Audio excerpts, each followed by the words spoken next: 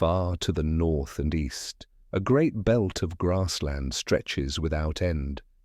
From the Carpathian Basin of Europe, through the Black Sea lowlands, across Kazakhstan, and deep into Mongolia, it lies like an ocean of grass.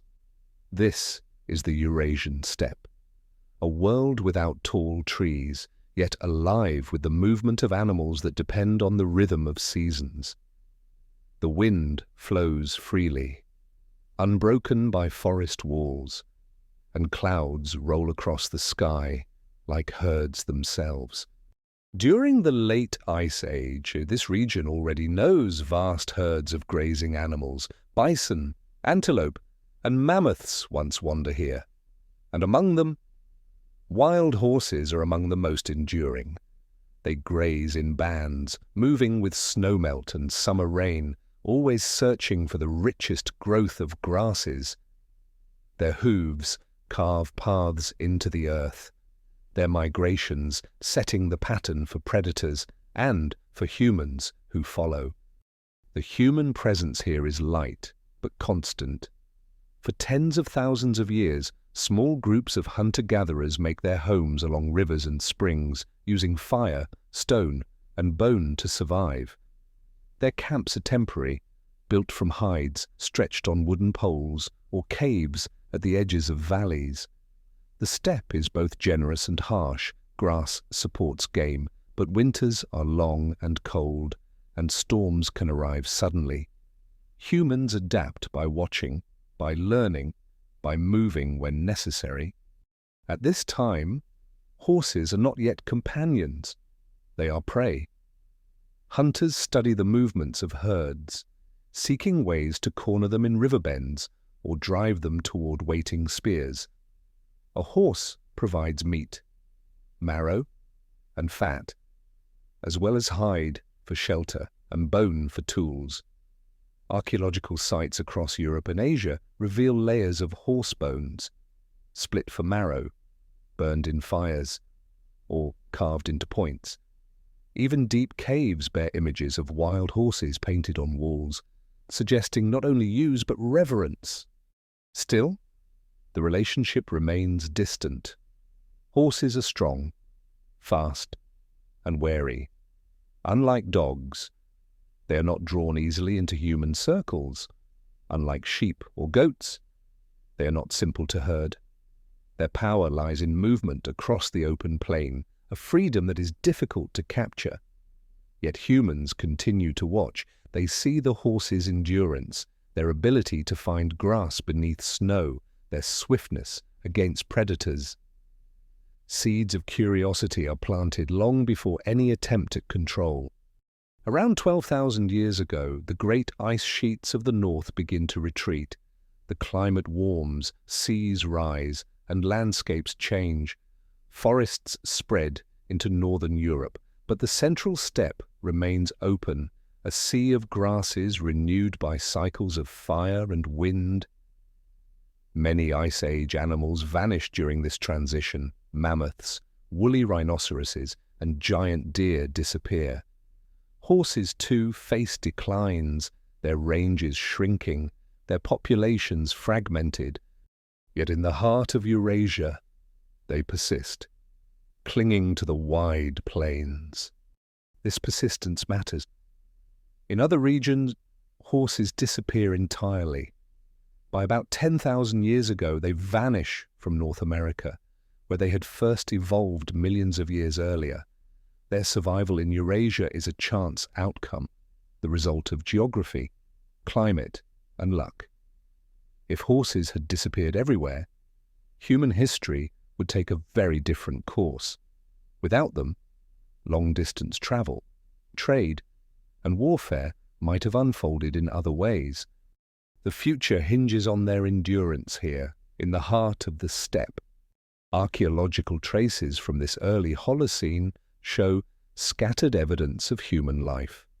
Campsites with stone blades, hearths filled with ash, and middens of bones mark the presence of foraging bands. Many sites lie along rivers, where fish are plentiful and game comes to drink. Horse bones remain common, showing continued hunting. Yet there are no signs yet of corrals, harnesses, or riding. For now, the bond is one of pursuit, not partnership. The planet itself is shifting. As glaciers release their water, coastlines retreat inland, flooding ancient plains. The Black Sea grows larger. Lowlands that once connected lands now lie beneath shallow seas. To the east, the deserts of Central Asia expand, bordered by mountains that trap snow and ice. The steppe becomes both corridor and barrier, linking Europe and Asia, but demanding skill to cross. Herds of animals trace the routes, and people follow, step by step. One lesser-known clue from this time is the distribution of stone tool styles. Archaeologists find similarities between blades in distant parts of the steppe, suggesting wide networks of movement and exchange. Ideas spread across hundreds of kilometers, carried by people who must also have watched the same herds.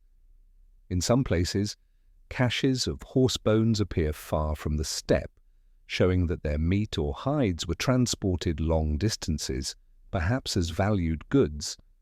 Horses are not yet controlled, but they already shape patterns of human mobility. Still, mysteries remain. Why did humans not attempt domestication earlier, during the Ice Age, when horses were abundant and critical to survival? Perhaps the difficulty of controlling them outweighed the benefit. Perhaps cultural traditions or ecological conditions delayed the idea. No clear answer survives, only the silence of bones and tools. It is a reminder that domestication is not inevitable. It is a choice, made in a specific place and time, and only then does it ripple outward. Viewed from a planetary scale, this period is a threshold. The Holocene brings stability after millennia of ice. Grasses expand, rivers settle into new courses, and human groups begin to experiment with plants and animals in many regions. In the Fertile Crescent, wheat and goats move toward domestication. In East Asia, millet and pigs follow similar paths. In the Andes, llamas and potatoes. On the steppe, the horse waits, still wild, still untamed. The stage is set, but the act has not yet begun. As the first section of this story closes, the image is one of balance. The steppe stretches wide, herds graze, and humans watch from the edges. The rhythm of pursuit continues as it has for millennia. Nothing yet suggests the transformation that will come. The moment when humans and horses step into each other's lives, not as hunter and prey, but as partners reshaping history. That turning lies ahead, but its foundation is here, in the quiet, before domestication. Across the vastness of Eurasia, long before any rider sits upon a saddle, wild horses shape the landscapes they inhabit. They graze on plains stretching from the Iberian Peninsula in the west, through the open valleys of the Danube, across the endless steppes of Kazakhstan, and all the way to the high plateaus of Mongolia.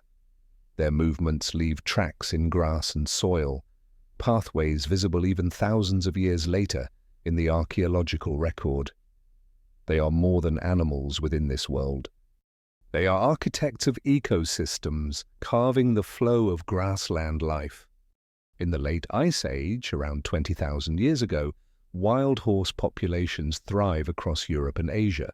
They are sturdy creatures, smaller than many modern breeds, with thick coats suited for cold climates. Some carry stocky frames with dun-colored hides and upright manes, resembling today's Przewalski's horse. Others show variations in size and pattern, adapted to local environments. Herds move constantly, from summer pastures to winter refuges, their migrations ensuring that grasslands remain open and renewed. Without them, shrubs and forests might encroach, changing the balance of the plains. Archaeological sites reveal how deeply these horses are woven into Ice Age life. In southern France and northern Spain, painted caves display herds of horses etched in ochre and charcoal. Their forms dominate more than a third of known Paleolithic cave art, surpassing depictions of bison or deer. Some panels show herds galloping in unison, manes flowing, eyes wide. Others capture them standing still, perhaps drinking at rivers. These are not mere decorations.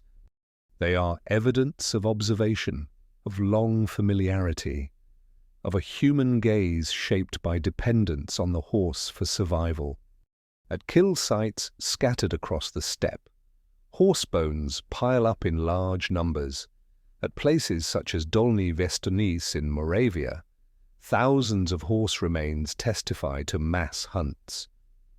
People may have driven entire herds into natural traps, using cliffs or river bends to concentrate animals before spearing them. The sheer volume of bones suggests organized, repeated efforts, not chance encounters.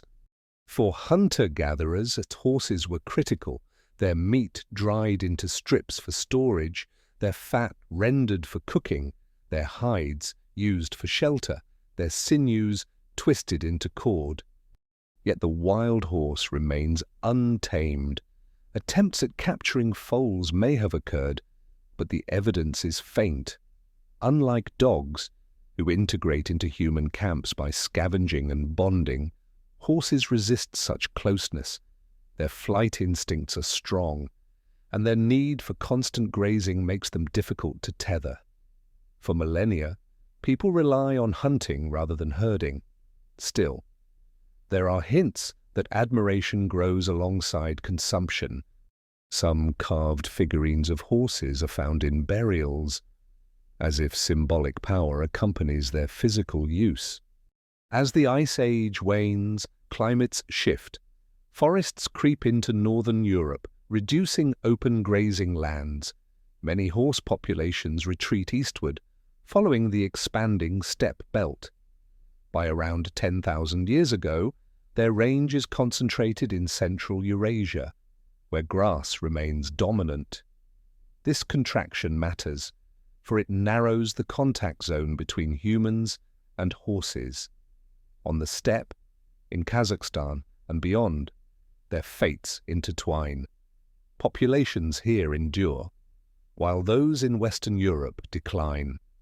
Horses in this corridor will one day provide the stock for domestication, though that future is centuries away. One lesser-known fact is that coat color variations, visible in ancient DNA, emerged during this late Pleistocene and early Holocene period. Genetic studies show that horses carried alleles for bay, black, and spotted patterns thousands of years ago. The famous spotted horses painted in the cave of Pech Merle may represent real animals, not artistic invention. Such diversity suggests that even before domestication, humans observed striking differences among herds. Later, when selective breeding begins, this natural variation becomes raw material for cultural preference and symbolism. Mysteries remain about the exact population structures of these wild herds. Genetic data reveal deep divisions between groups in Western Europe, Siberia, and Central Asia. Some lineages vanish, replaced by others. At times, populations bottleneck severely, perhaps due to harsh winters or hunting pressure. Did humans play a decisive role in shaping these dynamics, or were climatic shifts the stronger force? The answer is unresolved. The archaeological record alone cannot distinguish the relative weight of human hunting versus environmental change. On a planetary scale, the story of horses during this time mirrors broader transformations. As ice sheets retreat, coastlines redraw, and global temperatures stabilize, ecosystems reorganize. Horses persist where grass remains, but disappear where trees dominate. In North America, Once home to diverse horse species, extinction is total. Climate shifts combine with human hunting to erase them entirely from that continent. This disappearance means that when Spanish explorers bring horses back across the Atlantic thousands of years later, native peoples encounter them anew as foreign animals. Despite their deep evolutionary roots in the Americas, step by step, Eurasia becomes the last stronghold of the wild horse. Its vast open belt acts as a corridor linking distant regions. Humans who move across it carry not only tools and fire, but also knowledge of herds, water sources, and seasonal cycles. The horse remains outside the circle of domesticated life, but it is already shaping human existence through presence, through abundance, and through the rhythm of pursuit. Even today, in the soils of Siberia and Mongolia, remnants of these ancient horses endure. Frozen bones yield DNA, revealing population histories that once played out across thousands of kilometers. They tell of migrations as large as continents, of survival through coldest winters, of losses and recoveries tied to the fate of the steppe. Each sequence of genes is a record of endurance, of a lineage waiting at the edge of domestication. When people of the Neolithic begin settling, planting, and herding other species, the horse remains elusive. Goats, sheep, cattle, and pigs enter human economies more readily. Horses stay beyond fences, roaming the wide horizons. Yet the closeness of human eyes and horse herds on the steppe ensures that the possibility lingers. The wild ancestors continue to graze, unknowing of the role they will one day play. In their freedom lies the seed of future partnership, a transformation that will spread far beyond the grasslands of their birth. At the close of the last ice age, the world shifts in ways both subtle and immense. Glaciers retreat northward, their meltwaters swelling rivers and seas. Grasslands contract in some regions, while forests advance where ice once ruled. Across these shifting frontiers, many great animals of the Pleistocene vanish. Mammoths, woolly rhinoceroses, cave lions, and giant deer disappear from Europe and Asia. Horses, too, stand on the edge of this wave of extinctions. The wild horse had once ranged across much of the northern hemisphere, from Spain to Alaska. In North America, where horses first evolved millions of years earlier, they vanish entirely around 10,000 years ago. The causes are still debated. Some scientists emphasize rapid climate warming at the end of the Ice Age, which alters vegetation and reduces open grassland. Others argue that the arrival of skilled hunters, Clovis peoples armed with finely crafted stone points, places additional pressure on vulnerable herds. Most agree it was a combination of both forces. By the time the Holocene begins, horses are gone from the Americas, leaving only Eurasian populations to carry the lineage forward. Even in Eurasia, survival is uneven. Fossil and genetic evidence shows that distinct horse lineages once occupied different regions. Some groups flourish for thousands of years, while others vanish without descendants. Ancient DNA reveals that horse populations suffered repeated bottlenecks. At times, their numbers shrink dramatically, leaving only a few lineages to repopulate the plains. Each collapse narrows genetic diversity, shaping what remains available for eventual domestication. Archaeological layers document this process. In parts of Western Europe, horse remains become less common after 12,000 years ago. Forests reclaim valleys, reducing grazing land. Hunters shift focus to red deer and wild cattle. Horses retreat eastward, their range following the vast belt of open steppe that stretches across Ukraine, Kazakhstan, and Mongolia.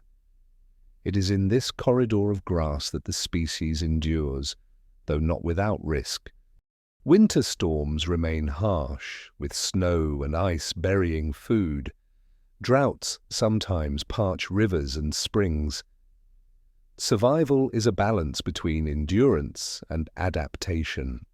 One lesser-known clue to this fragile persistence lies in the teeth of ancient horses. Microscopic wear patterns show shifts in diet over time, reflecting changes in vegetation. Horses adapt to graze tougher, drier grasses as climates fluctuate. This flexibility helps them endure where other species fail. Still, adaptation has limits. Repeated stresses, thin populations, making them vulnerable to chance events and human pressure.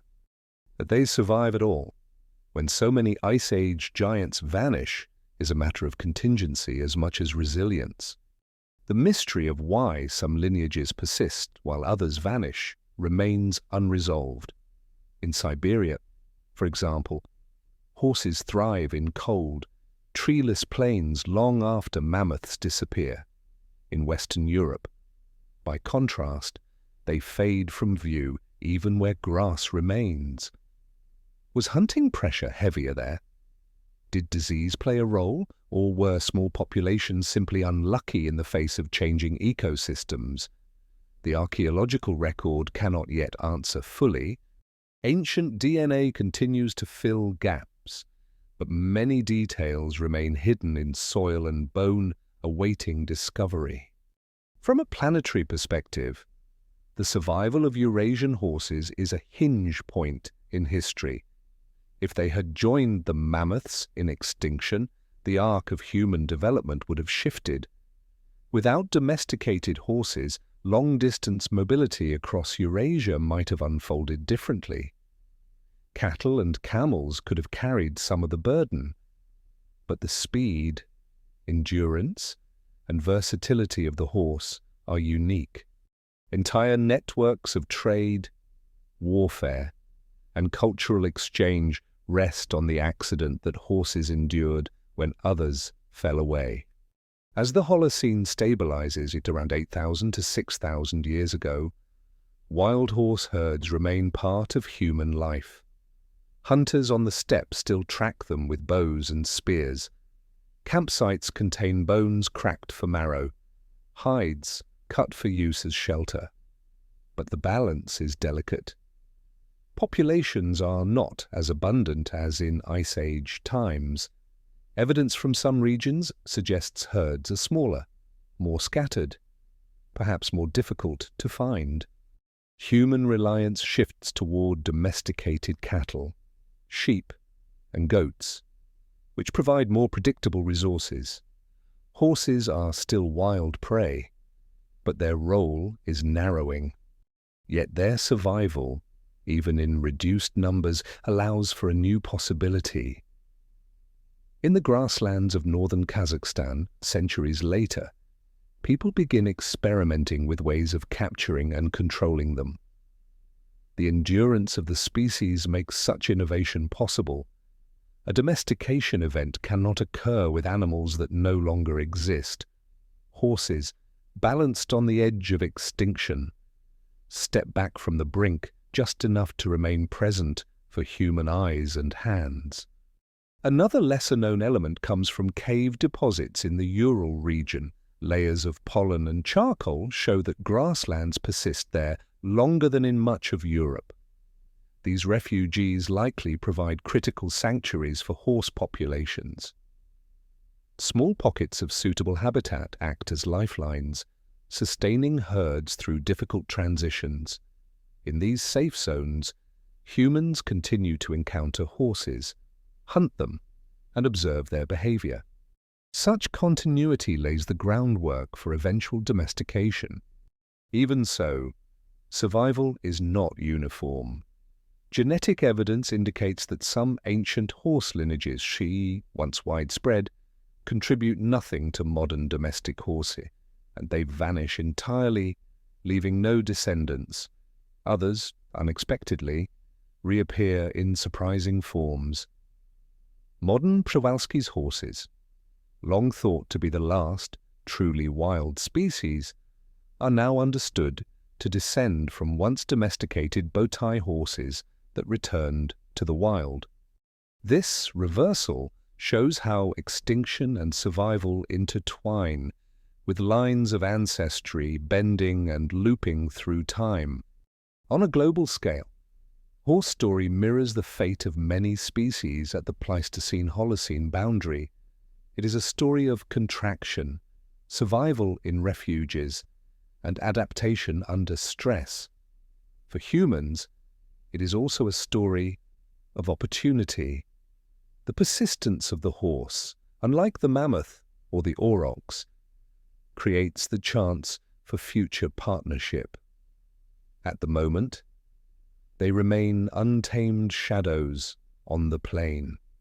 But their continued presence ensures that one day the shadows will lengthen into the outline of domestication. Step by step, through millennia of change, the horse endures where others do not. Their hooves strike the ground of the Eurasian steppe, echoing into the future. In that endurance lies the possibility of a profound transformation, not yet realized, but inevitable once humans begin to imagine new relationships with the herds they have long pursued. Survival through extinction's shadow is the prelude to domestication's dawn. The Eurasian steppe stretches like an endless ribbon of grass, rolling gently between mountain ranges and deserts.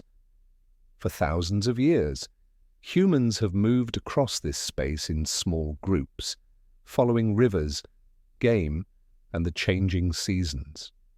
Here, there are no forests to shelter them, no fixed landmarks to anchor them. Life is measured by the rhythm of herds and the cycle of the sky. Hunter-gatherer groups who inhabit this region live lightly on the land. Their camps rise and fall with the seasons, leaving behind only scatterings of stone tools, hearths of charcoal, and broken bones. They make use of what the steppe offers. Reeds are for weaving mats, flint for blades, bones for awls, hides for shelter. Yet their survival depends most upon the animals that graze across the plains. Wild horses are among the most important of these, though not yet companions. Horses on the steppe are swift, strong, and wary. They graze in herds that may number dozens, sometimes hundreds, each herd led by a dominant stallion. The mares form the core of the group, raising foals and teaching them the patterns of movement across water and pasture. Humans observe these cycles closely. They know when horses gather by rivers, when they migrate toward higher pastures, when foals are born. Knowledge of the herd becomes a tool for hunting. Archaeological evidence shows that human groups rely heavily on horses for food during certain seasons. At some sites in Ukraine and Russia, horse bones dominate the remains of meals. Cut marks on bones indicate butchery with stone blades, while fracture patterns show deliberate breaking for marrow. In some places, piles of horse bones suggest communal hunts, perhaps organized drives that pushed herds toward waiting hunters. Horses provide not only meat, but also fat, essential for survival through harsh winters, and hides that can be sewn into warm clothing. The human relationship with the horse at this time is practical, but not yet transformative. Horses are prey, not partners. Dogs are already domesticated, working as companions in the hunt. Sheep and goats are being herded in distant regions. Yet horses remain beyond human control. Their strength and speed make them difficult to capture and contain. Attempts may have been made to keep foals, but there is little evidence that such efforts succeeded in sustaining herds within human camps. Still, humans notice more than just the utility of the horse. In cave art and carvings, horses appear not merely as hunted animals but as creatures of power and beauty. On antler fragments from Siberia, stylized horse heads are carved with flowing manes.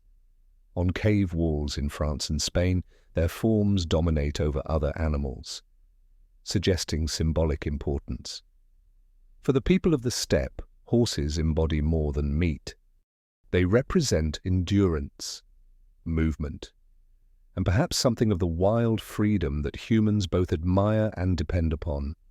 A lesser-known detail emerges from archaeological residues. In some sites of the early Holocene, horse bones appear alongside carefully arranged hearths and unusual deposits of stone tools. Some researchers propose these may mark seasonal gatherings, where groups came together to hunt herds cooperatively, celebrate the kill, and share resources. The horse in this context is not only sustenance, but also a focus of social life, shaping patterns of community. Mysteries remain about the degree of dependence. Did humans hunt horses as a staple, or were they one of many seasonal resources? At some sites, the dominance of horse bones suggests reliance approaching specialization. At others, they appear more occasional, taken when available. This variability makes it difficult to say whether human pressure alone could have threatened horse populations. Climate shifts may have been the stronger force, but human hunting surely added weight. The exact balance is unresolved. On the planetary scale, life on the steppe reflects a broader pattern of adaptation to open environments. The same grasslands that support horses also sustain herds of saiga antelope, bison, and aurochs. Predators such as wolves and lions follow these herds, while humans insert themselves into this web as opportunistic hunters. Each species depends upon the grass, renewed by wind and fire, watered by rivers fed from distant mountains. It is a system in balance, fragile yet resilient, covering a corridor thousands of kilometers long. For humans, in this environment is both gift and challenge. The openness offers visibility and abundant grazing animals, but it also brings exposure. Winters are severe, with temperatures plunging below freezing for months. Winds scour the plains without resistance, and storms can bury grass beneath ice. Survival requires mobility, knowledge, and cooperation. Families and bands must move often, carrying belongings on sleds or by hand, always seeking shelter in valleys or near rivers. One can imagine the nights on this open plain, fires burning low, sparks rising into the cold sky, the sound of distant hooves moving through darkness. Horses remain outside the circle of firelight, grazing and stamping in the frost. Humans watch them, knowing both their value and their distance. In such moments, the seeds of future partnership may stir. What would it mean to bring that strength, that speed, into human life? The question lingers unspoken, awaiting generations to come. In the archaeological record, the story of humans on the steppe is fragmentary.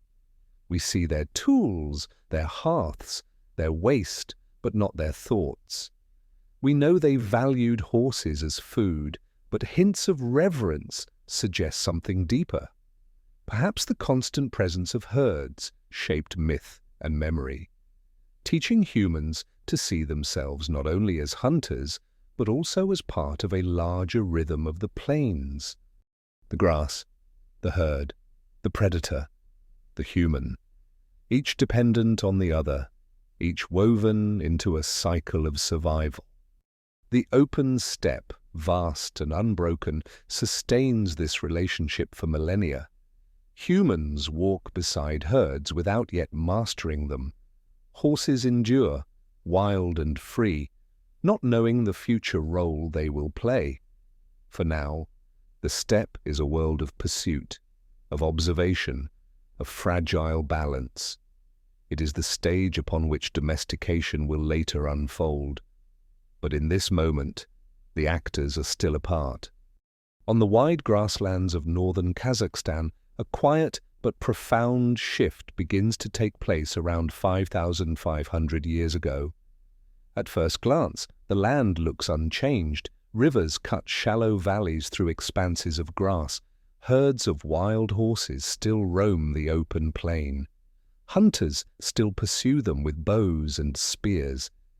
Yet beneath the surface of daily life, traces appear that suggest humans are beginning to move beyond pursuit towards something new: management. The most important evidence comes from the site of Botai, a cluster of settlements dating to about 3,500–3,000 BC. Here, archaeologists uncover hundreds of house pits dug into the earth, arranged in loose patterns near river valleys. The pits are circular or oval, lined with clay and sometimes timber, their walls bearing marks of posts and hearths. This is no temporary camp. It is a village, occupied by people who live year-round in one place. That in itself is remarkable for the steppe, where mobility has long been the key to survival. Something here anchors people more firmly to the land. The key lies in the remains they leave behind. At Botai, horse bones dominate the archaeological record. Tens of thousands of them fill pits and middens, far outnumbering other species. Cut marks show butchery, as expected, but patterns suggest more than simple hunting. Many of the horses are young adults, not only foals or the old and weak. Their distribution hints at selective culling, as if people are managing herds rather than merely hunting opportunistically. In some areas of the settlement, traces of circular enclosures appear. Post holes and soil discoloration suggest corrals or pens where animals may have been kept. The soil in these spaces shows unusual compaction, as though trampled repeatedly by hooves. Nearby, tethering marks indicate places where ropes or posts may have held individual horses. These signs together suggest that at Botai, humans are not only killing horses but also keeping them alive for some period, perhaps to milk them or to control them before slaughter. One of the most compelling discoveries comes from pottery shards recovered at Botai. Chemical analysis of residues inside these vessels reveals traces of horse milk fats. This is a subtle but powerful clue. People here are not only consuming horse meat, they are milking mares, an act that requires close contact with living animals. To milk a horse, one must restrain her and accustom her to human touch. This implies repeated interaction, perhaps daily, with at least part of a herd. Another clue lies in the teeth of horses recovered from Botai. Some exhibit wear patterns that may indicate the use of bits, devices placed in the mouth to control movement. Under the microscope, tiny abrasions on enamel and dentin suggest contact with something harder than grass. Some scholars argue this is evidence for riding or driving. Others remain cautious, pointing out that natural causes can sometimes mimic such wear. The debate continues, unresolved. But even the possibility that humans were riding horses this early is striking. The mysteries are many. Were the horses at Botai truly domesticated, or were they wild herds held temporarily by force? Did people breed them, or simply capture them from the wild each season? Was riding common, or was milking the main focus of management? Scholars disagree, and the evidence remains fragmentary. What is clear is that the relationship between humans and horses is changing. The line between prey and partner is beginning to blur. From a planetary perspective, This experiment in management reflects a broader pattern. Across the world at this time, humans are transforming relationships with animals. In Mesopotamia, cattle draw plows across fields. In Egypt, donkeys carry loads along desert tracks. In Central Asia, sheep and goats provide wool and milk. The horse joins this wave of change, though in a unique context. Unlike sheep or goats, horses are powerful, mobile, and difficult to control. Their domestication is not an easy step. It requires innovation, patience, and perhaps cultural imagination that sees beyond immediate utility. One lesser-known detail from Botai is the presence of horse dung preserved in soil layers. Microscopic analysis of plant remains within the dung reveals that horses consumed local grasses consistent with steppe vegetation. The concentration of such material near house pits suggests that horses were kept close to human dwellings, at least at times. The smell, the sound of hooves, the daily care, these would have been new features of village life. For the first time, humans share their living spaces with horses not as distant herds, but as immediate neighbors. The consequences are profound, even if not fully realized at the time. Horses provide meat and milk, but they also offer potential power in mobility.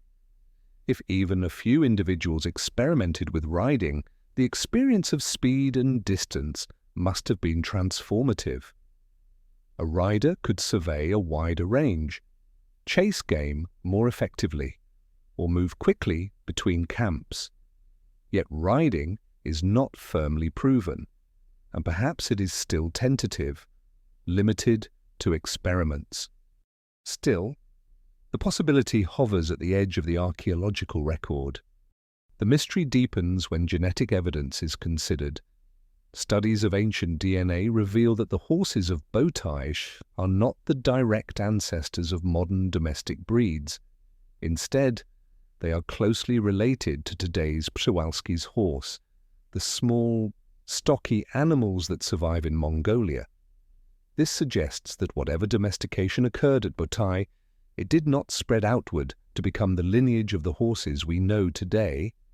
Was this an isolated experiment, abandoned or replaced by other domestication events? Or did Botai set cultural precedents that later groups built upon with different horse populations? The question remains open. Still, Botai represents a critical threshold. For the first time, humans and horses are bound together in daily life. The evidence of corrals, milk residues, and toothwear all point to new forms of interaction. Whether or not they are the ancestors of modern horses, the people of Botai glimpse the potential of partnership. They step beyond the role of hunters, becoming managers, caretakers, and perhaps riders. The steppe, long a landscape of pursuit, becomes a place of possibility, seen on the scale of millennia. These first signs of management foreshadow transformations to come. The horse will one day carry languages, goods, and armies across continents. But at Botai, the beginning is quieter, a mare tied near a house, a pot filled with fermented milk, a child watching foals grow in an enclosure. Small acts of control that, together, open a new chapter in human history. At the settlement of Botai, deep in the steppe valleys of northern Kazakhstan, pottery fragments carry whispers of a new way of life. Scattered across house floors and refuse pits, the shards look ordinary at first, thick-walled vessels, hand-shaped, fired in open hearths. Yet when studied closely, they tell a story of innovation. Within the pores of the clay, archaeologists detect residues of fat molecules. These lipids, preserved for more than 5 millennia, reveal that people here are consuming the milk of horses. The finding is subtle, almost invisible without chemical analysis. Using techniques such as gas chromatography, scientists identify the distinctive signatures of horse milk fats embedded in pottery. These signals differ from those of ruminants like cattle or sheep. The molecules show up again and again in Botai vessels, confirming that milking mares was not a rare experiment, but a recurring practice. This evidence transforms our understanding of the relationship between humans and horses at this time. To milk a horse is no simple task. Unlike cows, mares must be coaxed gently. Often while the foal is nearby, their milk flows in short bursts, requiring patience and experience. For Botai people to succeed, they must have developed methods of restraint and familiarity. The presence of milk residues suggests not only capture of horses but also ongoing management. Mares are kept close enough to villages, handled regularly, and incorporated into daily routines. This is more than hunting.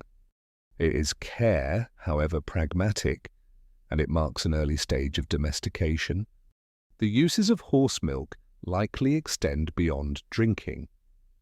Fermentation can transform raw milk into a lightly alcoholic beverage known today in Central Asia as kumis. Though we cannot know the exact methods of Botai people, it is possible they discovered similar techniques. Fermented milk keeps longer than fresh, provides additional nutrition, and may have carried social or ritual significance. The residues in pottery may represent such processed products, hinting at communal gatherings around a shared drink. One lesser-known detail is that horse milk is unusually rich in lactose compared to cow or goat milk. Many human adults of the Bronze Age could not digest lactose efficiently, yet fermentation breaks down much of it. This means that kumis, or a similar product, would have been more accessible to those with lactose intolerance. The biochemical traces in pottery are thus not only evidence of animal management, but also of human adaptation to new foods through processing. Still, mysteries remain. Were the horses truly domesticated at this stage, or were they captured wild mares milked seasonally? The distinction is significant but difficult to resolve. Domestication implies selective breeding, sustained control, and integration into human society. Seasonal capture suggests repeated effort without long-term management. The archaeological record does not yet provide clear proof. Corrals and tethering points suggest some level of control, but the genetic data complicates the picture. As noted before, Botai horses are not the direct ancestors of modern breeds. Their domestication may have been partial, temporary, or ultimately unsuccessful. On a planetary scale, the appearance of horse milk in pottery fits within a larger pattern of human experimentation with animal products. Across the Fertile Crescent, sheep and goats are milked, their products shaping diets and economies. In Northern Europe, early farmers turned to cattle for both meat and milk. In East Africa, cattle pastoralists drink milk as a central food source. The Botai innovation aligns with this global trend. Humans everywhere are seeking renewable resources from animals, reducing dependence on hunting. The horse, however, is unique. Its milk is tied not only to nutrition, but also to the potential of mobility and partnership. The residues in pottery also illuminate daily life at Botai. Imagine a household preparing food at the hearth. Clay pots simmer with meat and grains, while another vessel holds fermenting mare's milk. Children run past corrals where foals nuzzle their mothers. The smell of smoke, dung, and sour milk fills the air. For the first time in history, human communities live alongside horses not just as prey, but as sources of sustenance woven into routine. The evidence of milk in pottery crystallizes this shift in a tangible way.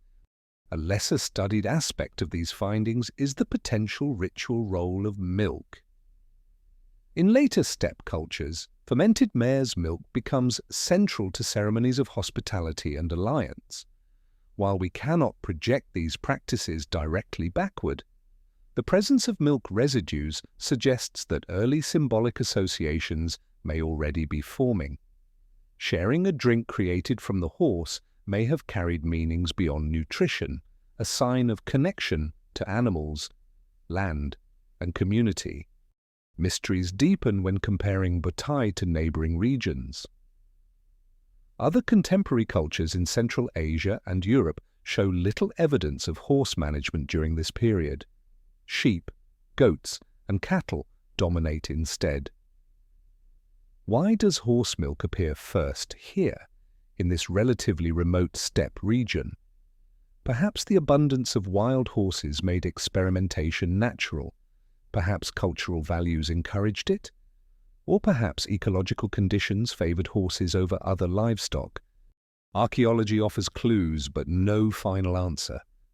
The planetary context emphasizes again the fragility of this development. Horses survive the climatic upheavals of the Holocene, but only narrowly. Their persistence in the steppe corridor creates the possibility for such experimentation. Without them, the Botai people would never have had this option. The molecules in pottery thus represent not just local innovation, but also the intersection of ecological chance and human ingenuity. Another detail emerges from isotope studies of horse teeth at Botai. Analysis of strontium ratios reveals that some horses consumed grasses from within a limited range, suggesting they were kept near settlements rather than roaming freely. This supports the idea of tethering or herding. Combined with milk residues, the picture grows stronger. Botai people are not only exploiting horses, but shaping their lives through confinement, diet, and use. Still, the future of this experiment is uncertain. Genetic data reveal that the domestication pathway begun at Botai does not lead directly to modern horse breeds. Later waves of domestication, perhaps in other regions of the steppe, create the lineages that spread worldwide. Botai remains a remarkable but somewhat isolated chapter. Its people pioneer the use of horse milk, but their horses do not become the enduring partners of later history. Even so, the significance cannot be understated. The first molecules of horse milk preserved in clay mark a threshold in human experience. They show that humans are imagining new ways of living with powerful, mobile animals that once seemed untamable. The residues whisper of daily practices, repeated hands-on interactions, and the beginnings of a bond that will one day transform continents. From simple pots buried in earth, we glimpse the earliest steps toward partnership, carried not by speed or strength, but by milk shared at the hearth. Among the thousands of horse remains uncovered at Botai and other steppe sites, certain details draw especially close attention. Archaeologists studying the teeth of ancient horses notice patterns that differ from natural wear. Fine scratches, smooth patches, and unusual abrasions mark the surfaces of incisors and premolars. These are not the expected results of grazing alone. Instead, some scholars argue, they are the traces left by bits, tools used to guide and control horses. If true, this evidence would mean that riding or driving may have begun far earlier than once imagined. The idea is both simple and extraordinary. A bit, whether made of rope, leather, or later of bronze, rests in the horse's mouth across the sensitive gap between teeth. Pressure from the reins directs the animal's movement.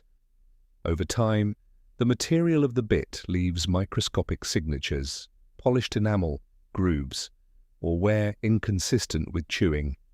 At Botai, several teeth bear such marks, leading researchers to suggest that humans experimented with riding or harnessing horses as early as 3500 BCE. Yet the evidence is contested. Natural processes can also produce wear. Horses often chew tough grasses or gnaw on objects, creating scratches that resemble those of bits. Soil movement after burial can erode enamel in misleading ways. Some archaeologists caution against overinterpretation, warning that a few unusual teeth do not prove widespread riding. The debate illustrates the challenges of reconstructing behavior from fragmentary remains. What seems like a clear signal to one researcher may appear ambiguous to another. Even so, the possibility is captivating. If people at Botai were indeed riding, even occasionally, it would mark one of the most transformative steps in human history. A mounted rider gains not only speed, but also perspective. From horseback, the horizon widens, the steppe unfolds with new clarity, and the capacity to follow herds or scout terrain increases dramatically. For communities accustomed to moving on foot, the first experiments with riding would have been nothing short of revolutionary. One lesser-known detail lies in the distribution of these suspicious teeth. They are not spread evenly across all Botai horses, but cluster in particular age groups. Many belong to young adults, prime candidates for training and use. Foals and very old horses show fewer signs. This pattern suggests selective handling, an indirect clue that people may have chosen specific animals for tasks requiring control. Such selectivity aligns with management rather than random hunting. The mystery deepens when considering alternative explanations. Could the marks come from nosebands or other forms of restraint placed outside the mouth? Could ropes tied around the jaw leave comparable traces? Experimental archaeology, in which researchers test replicas on living horses, continues to explore these questions. Results show that different materials, rawhide, twisted fiber, wood, can leave distinct signatures. Comparing these with ancient teeth is painstaking work, and conclusions remain cautious. From a planetary perspective, the idea of riding aligns with broader innovations of the late Neolithic and early Bronze Age. Across Eurasia, wheels appear in the form of carts and wagons. Metalworking begins to spread, creating stronger tools and ornaments. Settlements grow larger, trade networks expand, and mobility becomes increasingly important. If horses are entering this web of change as mounts or draft animals, their impact is immense. They turn open grasslands into highways, connecting distant communities more rapidly than ever before. Still, caution is essential. The bitware hypothesis cannot yet stand alone as proof. No saddles or bridles survive from Botai. No images of riders are carved or painted in contemporary sites. The evidence is indirect, inferred from small marks on teeth. Scholars debate whether this is enough. Some argue that true riding does not appear until later, perhaps closer to 2000 BCE, when chariots emerge in the archaeological record. According to this view, Botai represents an early stage of management, milking, tethering, and slaughter, but not widespread riding. A lesser-known contribution comes from microscopic analysis of dental calculus, the hardened plaque on horse teeth. Trapped within are tiny fragments of plant fibers, sometimes consistent with chewed ropes. These hints add weight to the possibility of harnessing. Though not definitive, they provide an additional layer of evidence that human-made materials interacted with horse mouths in ways grazing alone could not explain. The unresolved mystery of bitware reflects a broader truth about early domestication. It is rarely a single event, but a long process of trial, error, and gradual change. People may have experimented with riding sporadically, with only partial success. A few individuals might have mounted horses for short distances, while most interaction remained focused on milk and meat. Over centuries, these experiments accumulate, laying foundations for later breakthroughs. Domestication is less a moment of invention than a slow unfolding of possibilities. On a global scale, the implications are profound. If riding begins this early, it precedes the development of wheeled transport by many centuries. It suggests that human exploration of mobility is even deeper than we assume. The horse becomes not just a source of food, but a partner in extending the human body's reach across space. Whether or not Botai marks the very first rides, it demonstrates that the idea was present, hovering on the edge of practice. Another point of interest lies in the social context. Who would have been the first riders? Was it hunters seeking to approach herds more stealthily? Was it herders moving their flocks across the steppe? Or children, lighter and more daring, climbing onto the backs of tethered foals? Archaeology cannot answer. Yet these questions remind us that innovation often begins at the margins, with small acts of curiosity. Mysteries remain unsolved.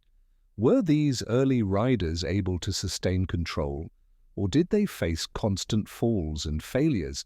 Did horses tolerate bits willingly, or resist fiercely? Did people already imagine warfare or long journeys from horseback, or were their goals modest and immediate? The silence of the archaeological record leaves space only for careful inference. Yet, stepping back to the planetary scale once more, the presence of possible bitware speaks to humanity's persistent drive to test boundaries. In the same millennia that farmers in Mesopotamia irrigate fields, and communities in China domesticate millet, steppe peoples experiment with harnessing the power of the horse. Each innovation reshapes the relationship between humans and environment, creating new pathways for culture and exchange.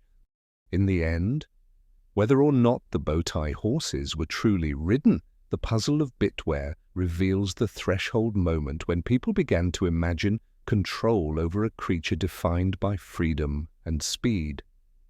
Scratches on ancient teeth become whispers of first attempts, tentative steps toward a partnership that will reshape continents.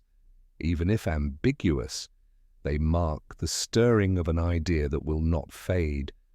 Across the open grasslands of northern Kazakhstan, the villages of the Botai culture leave a mixed and intriguing record. Bones of horses dominate the archaeological layers. Residues of milk fats appear in pottery. Some teeth show patterns that might be linked to bits. Yet the evidence is not straightforward. What exactly were these people doing with horses? Were they truly riding them across the steppe? Or were they managing herds mainly for meat and milk? The answer is elusive, lying in the space between certainty and possibility. Riding and herding are related but distinct practices. Riding implies a direct partnership, human, seated upon horse, guiding movement, expanding mobility. Herding implies control at a distance, keeping groups of animals together, directing their grazing, harvesting resources without always mounting them. Both require management, but the difference changes the scale of human life. A rider can scout, chase, and travel far faster than one on foot. A herder can multiply resources, turning a wild herd into a renewable stock. Which path the Botai chose remains debated. Archaeological evidence for riding, as seen in bitware, remains contested. A few teeth suggest contact with equipment placed in the mouth. Yet many scholars caution against firm conclusions. Natural wear or other restraints could produce similar mark. No saddles, bridles, or harnesses survive from Botai sites. Without them, proof of riding is incomplete. On the other hand, the presence of corrals, tethering points, and concentrated dung suggests herding. Horses are being kept close, not merely hunted. This evidence is stronger, though it does not exclude occasional riding. One lesser-known detail is the pattern of horse ages represented at Botai. Many remains are from prime-aged adults, not the old or very young. This differs from typical hunting, where vulnerable individuals are taken most often. It suggests deliberate culling of managed groups. Such selectivity aligns with herding. The people of Botai may have gathered herds seasonally, keeping them in enclosures, milking mares, and slaughtering chosen animals for food. This is a step beyond hunting, though still short of the full integration seen in later pastoral societies. The mystery of riding versus herding also touches on the wider question of domestication. To domesticate is to change both animal and human. Horses that are milked, tethered, and kept in corrals are already under some form of domestication, even if riding is rare. Humans adapt their settlements, diets, and routines around them. Over time, selective pressures may begin to shape the animals themselves: temperament, body size, coat color. Yet, at Botai, genetics show that these horses do not lead to modern domestic breeds. Instead, they connect more closely with the lineage of Przewalski's horses. This paradox deepens the puzzle. Management clearly occurred, but its legacy is complicated. From a planetary scale, the debate between riding and herding reflects humanity's broader experimentation with animals in the 4th millennium BCE. In Mesopotamia, cattle pull plows and wagons. In North Africa, donkeys carry burdens across desert tracks. In Europe, sheep and goats provide wool and milk to farming villages. The Botai people fit into this global pattern of innovation, yet their choice of species, the horse, brings unique challenges. Horses are larger, faster, harder to contain, and more skittish than most livestock. To manage them requires special adaptations, cultural as well as practical. Still, the potential rewards are immense. Herding provides a steady supply of meat and milk, lessening dependence on unpredictable hunts. Riding offers mobility across the steppe, unmatched by any other technology of the time. Either path transforms human life. That both may have been attempted at Botai suggests a culture in transition, testing boundaries, uncertain which practices would endure. A lesser-known piece of evidence comes from isotopic studies of horse teeth. Seasonal variations in enamel chemistry suggest some animals were restricted to narrower grazing ranges than expected for wild herds. This points to confinement or tethering, a herding practice. Yet other horses show wide-ranging signatures consistent with wild movement. This mixture implies that Botai people interacted with both managed and free-ranging groups. Perhaps they captured wild herds seasonally, holding them for months before release or slaughter. In such a system, riding might occur only rarely, while herding remained the mainstay. Mysteries endure about how such practices fit into daily life. Did every household keep horses nearby, or were they concentrated in certain enclosures shared by the community? Were mares milked communally, with products distributed among families? Did specialized individuals develop skills for handling, taming, or possibly riding? Archaeology provides clues but no full answers. The fragmented record leaves much to inference. From the planetary perspective of human-animal relations, The ambiguity is itself instructive. Domestication rarely happens all at once. It begins with blurred lines, semi-wild animals living near people, seasonal management, partial control. Riding may have been occasional, tentative, and experimental. Herding may have been incomplete, with herds sometimes escaping back to the wild. Over centuries, practices stabilize, but in the early stages, that uncertainty defines the process. The impact of these early efforts, whether riding or herding, should not be underestimated. Even partial control of horses changes settlement patterns. At Botai, people live in villages year-round, anchored by the presence of managed animals. Horses provide not only food but also manure that enriches soil around homes, perhaps supporting small-scale gardening. Their presence influences social structures as communities gather to build corrals and share resources. Even if riding is rare, the horse is already reshaping human society. A final unresolved question is why Botai management did not lead directly to the global spread of domesticated horses. Perhaps their practices focused too heavily on meat and milk, not enough on mobility. Perhaps genetic traits of Botai horses made them unsuitable for long-term riding. Or perhaps later cultures, farther west or south, developed riding independently, using different horse populations. The reasons remain uncertain, leaving the Botai experiment as both a beginning and a dead end. And yet, on the scale of human history, such experiments matter. They show that humans were imagining new relationships with powerful animals, stretching the boundaries of what was possible. Whether they rode across the steppe or milked in corrals, the people of Botai stand at the threshold of change.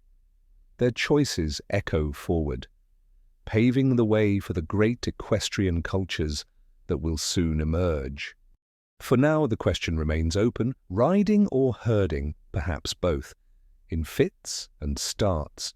The traces in teeth, the residues in pottery, the patterns in bone all point toward experimentation. The ambiguity is not failure, but the very essence of transition. It is the record of humans learning to live with horses in ways never tried before. By the early Bronze Age, the vast Eurasian steppe begins to hum with new movements of people, animals, and ideas. The grasslands, once occupied by scattered hunter-gatherer groups and experimental communities like Botai, now support expanding cultures whose lifeways revolve around domesticated livestock. Horses, once elusive prey, begin to appear as active elements in these changes. The steppe becomes a corridor not only for migration, but also for the diffusion of technology, language, and identity across thousands of kilometers. Archaeological traces point to a major transformation around 3000 to 2000 BCE across the Pontic-Caspian steppe, west of the Ural Mountains. Archaeologists identify the Yamnaya horizon, a culture defined by burial mounds, mobile pastoralism, and widespread use of wheeled vehicles. These people live in wagons and tents, herding cattle, sheep, and goats across the plains. Horses are present too, though whether as mounts, draft animals, or primarily as herds is still debated. Whatever their role, horses contribute to the mobility that defines Yamnaya life. The spread of Yamnaya and related groups marks one of the most significant population movements of prehistoric Eurasia. Genetic studies reveal that people associated with Yamnaya ancestry expand into Central and Western Europe, contributing substantially to the genetic makeup of later populations. Linguistic evidence suggests that this movement may be linked to the dispersal of Indo-European languages, a family that eventually covers much of Europe and large parts of Asia. Horses are not the sole driver of this expansion, but they are among the critical factors enabling it. Pastoralists with access to fast and resilient animals can move farther, carry more, and maintain herds across wider ranges. A lesser-known detail comes from the distribution of horse remains in Yamnaya contexts. Unlike the massive deposits at Botai, Yamnaya sites yield fewer horse bones, often mixed with those of cattle and sheep. This suggests that horses may not yet be central to diet, but their symbolic and practical value is rising. Burials sometimes include horse bones, ornaments shaped from horse teeth, or depictions of horses in carvings. These hints suggest that the animal is beginning to carry social meaning beyond its role as food. The planetary backdrop underscores the significance of this moment. Climate during the early Bronze Age remains relatively stable, with grasslands flourishing across the steppe corridor. This vast, open landscape acts as a highway connecting distant regions. From the Carpathian Basin to the Altai Mountains, herders can move with relative freedom, following rivers and pastures. Horses, whether ridden or harnessed to carts, amplify this mobility. Human groups can travel farther in a season than ever before, linking communities that might otherwise remain isolated. Mysteries remain about the exact role of horses in Yamnaya expansion. Some scholars argue that riding was already common, giving these groups a decisive advantage in mobility and communication. Others caution that evidence for riding remains sparse, pointing to later innovations such as chariots as clearer signs of equestrian technology. The absence of clear saddles or bridles in early contexts fuels the debate. Still, the spread of Yamnaya across such vast distances hints that horses were at least part of the system enabling rapid expansion. Another key development is the integration of wheels with animal power. Wagons pulled by cattle allow families to move homes and supplies across the steppe. If horses were occasionally harnessed to these vehicles, even in limited roles, they would have provided greater speed and endurance than oxen. Some experimental reconstructions suggest that early two-wheeled carts might have been adapted for horse traction, though direct evidence appears later. Even if marginal at first, the possibility of horse-drawn transport foreshadows future revolutions in mobility. One lesser-known piece of evidence linking horses and expansion lies in isotopic analysis of human remains. In some Yamnaya burials, chemical signatures indicate diets rich in animal products, including milk. Residues on pottery from related cultures show fats consistent with multiple species.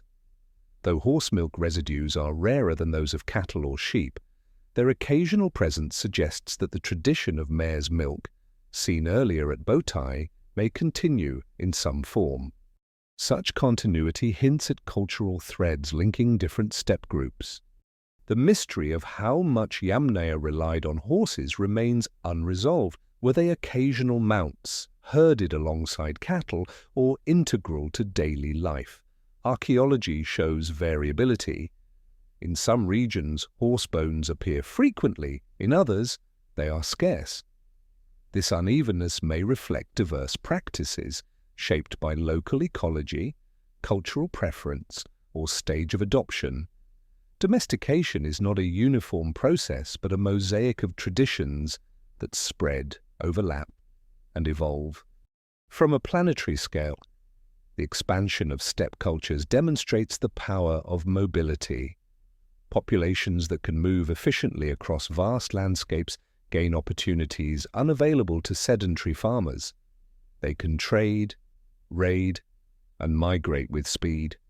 They can link distant zones into networks of exchange. Horses, whether central or auxiliary, enhance this capacity. They embody the steppe itself, restless, expansive, connecting east and west. By 2000 BCE, evidence of horse use spreads beyond the steppe. In Anatolia, Mesopotamia, and the Near East, written records begin to mention horses. The first chariots appear in archaeological contexts, signaling the next phase of equestrian history. These developments suggest that steppe cultures play a crucial role in transmitting knowledge of horse management beyond their homeland. The exact pathways remain debated, but the timing aligns. As steppe pastoralists expand, horses appear more frequently in distant lands. A final, lesser-known observation comes from burial mounds where human remains are interred with ornaments shaped from horse bones or teeth. These are not practical items but symbolic ones, worn as pendants or placed as offerings. Such finds suggest that by this stage, the horse has entered human imagination as a creature of power and identity. Even if not yet central to daily subsistence, it is woven into ritual and status. This symbolic shift paves the way for its later dominance in warfare, prestige, and mythology. The mystery persists. Was the expansion of steppe cultures possible without the horse, or was the animal the decisive factor? Archaeology cannot fully disentangle the web of causes: climate stability, wheeled vehicles, cattle herding, social organization, and horses all intertwine. Yet the presence of horses within this tapestry ensures that their role, however modest at first, becomes magnified with time. Seen across the sweep of the continent, the spreading steppe cultures represent more than migration. They mark the beginning of a new order in which mobility becomes the defining feature of human societies. Horses, once shadows on the plains, now stand at the threshold of integration. The process is incomplete, uncertain, and uneven. But the direction is clear. From this point onward, the horse is no longer only prey or experiment. It is becoming part of the system that will bind vast regions into a shared history. The story of horse domestication is not written only in bones, tools, and pottery. It is also preserved in DNA, the code carried inside every cell. Over the past 2 decades, advances in ancient genomics have transformed our understanding of how horses became the partners of humans.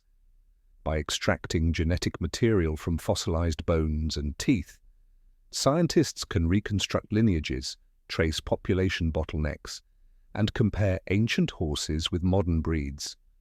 The results are often surprising, sometimes overturning long-held assumptions. One of the clearest findings is that all modern domestic horses descend from a limited population. Despite the vast range of wild horses across Eurasia during the late Pleistocene, genetic diversity in today's horses traces back to a narrow bottleneck. This means that only a subset of ancient horse populations contributed to the animals we know. Most lineages vanished or remained outside the domestication process. The surviving ancestry, selected by humans, was amplified through breeding and spread across continents. A striking example comes from the horses of Botai. For years, scholars believed Botai represented the cradle of domestication. The evidence of corrals, tethering, milk residues, and possible bit wear seemed convincing. Yet genetic analysis revealed otherwise. DNA from Botai horses does not match the genetic profile of modern domestic horses. Instead, it connects closely to the lineage of Przewalski's horse, the small, stocky, dun-colored animals of the Mongolian steppe. In other words, the Botai horses were an early domestication attempt that left no lasting descendants in today's herds. The horses we ride today come from a different, later source. This discovery highlights the complexity of domestication. It is not a single event at one time and place, but a process with multiple experiments, some successful, some ending in cul-de-sacs. The Botai domestication was real in the sense of management and use, but it was not the foundation of modern lineages.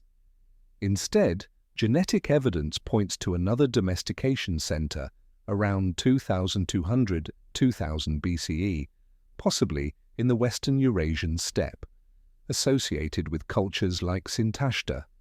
From there, the lineage of true domestic horses expands rapidly, reaching Europe, the Near East, and beyond. One lesser-known detail revealed by genetics is the role of mares. Mitochondrial DNA, inherited maternally, shows extraordinary diversity in domestic horses. This suggests that many wild mares were integrated into domestic herds over time. Stallion lineages, by contrast, are far more restricted. Y chromosome diversity is very low, meaning relatively few stallions fathered the majority of later horses. This imbalance reflects human choices. People controlled breeding by restricting stallions but continually captured new wild mares to strengthen herds. As a result, domestic horses carry the imprint of repeated admixture, blending managed and wild populations. The mystery lies in exactly where and when this successful domestication occurred. Genetic studies point to the western steppe, but the archaeological record is uneven. Sites in the Volga and Don regions show early evidence of horse use. And later, the Sintashta culture demonstrates clear reliance on horses for chariots. Yet the gap between Botai and Sintashta remains puzzling. Did domestication arise independently in more than one place? Were there intermediate populations that bridged the genetic divide? Ancient DNA continues to refine the timeline, but many questions remain. From a planetary perspective, the genetic story of horses echoes broader patterns of domestication. Most domestic species show signs of bottlenecks, selective breeding, and admixture with wild populations. Dogs, cattle, and pigs all reveal complex lineages shaped by both deliberate and accidental human choices. Horses fit this pattern, but their mobility and speed give them an outsized role in human history once domesticated. The genetic narrowing that produced modern horses reflects not just biology but also the cultural values of the societies that bred them. Another lesser-known aspect of horse genetics involves coat color. Ancient DNA reveals mutations for a wide variety of colors: black, bay, chestnut, spotted, appearing thousands of years ago. These mutations become more frequent in domestic populations, suggesting that people selected horses for visual traits as well as utility. A preference for certain colors may have carried symbolic meanings linked to identity, ritual, or prestige. In this way, genetics records not only practical choices but also aesthetic and cultural ones. The genetic record also illuminates the health of horse populations. Studies show that modern breeds carry signatures of inbreeding, a consequence of selective management. By contrast, ancient wild populations had greater genetic diversity. Domestication brought power and partnership, but at the cost of narrowing the gene pool. This loss of diversity has long-term consequences, influencing susceptibility to disease and limiting adaptive potential. The very traits that made horses so useful to humans, docility, strength, endurance, arose through selective pressures that reduced their variability. Mysteries remain even at the molecular level. Some genetic changes clearly link to domestication, but others are harder to interpret. Genes influencing muscle development, behavior, and stress response show signals of selection in early domestic horses. Yet the exact combinations that allowed successful riding, pulling, and herding remain unclear. Domestication is not simply about controlling reproduction. It is about altering physiology and temperament in ways that align with human needs. Which precise mutations underlie these changes continues to be explored. On a global scale, the genetic revolution in archaeology shows how much our understanding can shift Where once scholars relied only on bones and artifacts, now molecular evidence redraws the map. The realization that Botai horses are not the ancestors of modern breeds changed the narrative entirely. Instead of a single origin, we see multiple attempts, with only some lineages carrying forward. The story of horse domestication is less a straight line than a branching tree, with many limbs cut short. Another key insight from genetics is the speed of spread. Once the successful lineage of domestic horses emerges around 2000 BCE, it expands across Eurasia in only a few centuries. This rapid dispersal contrasts with the slower diffusion of cattle or sheep. Horses, once harnessed to human societies, accelerate their own spread by enabling faster travel. Genetic data confirms this.